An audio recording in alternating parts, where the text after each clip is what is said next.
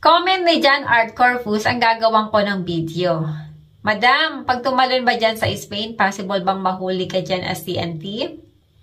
Sa lahat ng mga nasa Schengen area na ngayon, tulad ng Poland, Croatia, Czech Republic, Hungary, Malta, Romania, Greece, Germany o kung saan mang bansa kayo naroroon na Schengen area, basta may valid visa pa kayo or mas maganda kung may TRC na kayo sa bansa kung saan kayo naroroon, ay masigurado kayo na makakapag-travel kayo ng ligtas papunta dito sa Spain. Dahil hindi nyo alam kung kailan biglang magkakaroon ng random checking. At kung inaalala nyo ang pag-stay nyo dito sa Spain as TNT or undocumented, ay walang dapat ikabahala dahil safe na safe kayo makakapag-stay dito hanggang maging legal kayo dito or magkapapel.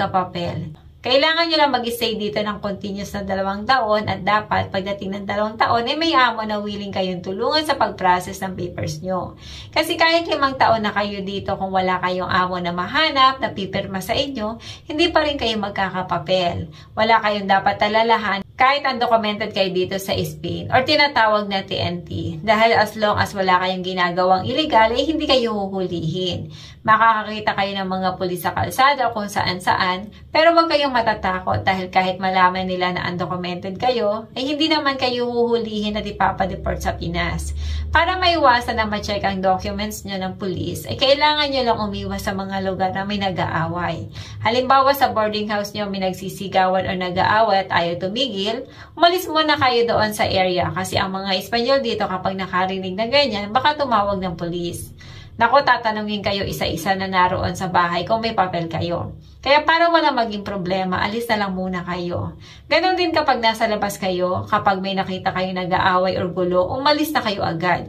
Sobrang daming mga Pilipino at mga ibang lahi ang tumatalon dito araw-araw. At isa na ako doon na tumalo noon. 2 buwan lang ako nag-work sa Poland dahil lumipat ako dito sa Spain. At ngayon may papel na ako at 6 na taon na ako dito. Kagandahan nga ngayon ay 2 taon na lang aantayin nyo at pwede na kayo makapag-process ng inyong papel or temporary resident or tinatawag din na working permit. Paalala ko lang sa mga tatawid dito na magdala ng pang-allowance. Okay lang na sobra basta hindi kulang. At kailangan ingatan ang mga pera nyo para hindi manakaw ng kasama nyo sa bahay or sa labas kasi marami din dito ang malikot ang kamay. Paalala ko lang sa mga pupunta dito na dahil sa sobrang dami na ng tao dito, kaya talagang pagalingan sa pag-take ng interview. Lalo kung lalaki ang pupunta dito. Good luck sa inyong lahat na nagbabalak na pumunta dito sa Spain. Wala kayong dapat alalahanin dito. Kahit anong visa ang gagamitin nyo sa pagpunta dito, walang polis ang uuwi sa inyo para pauwiin kayo ng Pinas. Kaya nga may arraigo social para sa mga TNT na nakapag-stay na dito ng 2 taon sa Espanya. Kapag inalis ng arraigo social, doon kayo matakot. Sa ngayon, pinababa pa nga nila. Kaya sa mga gustong pumunta dito sa Spain, ituloy nyo lang ang inyong plano at pangarap.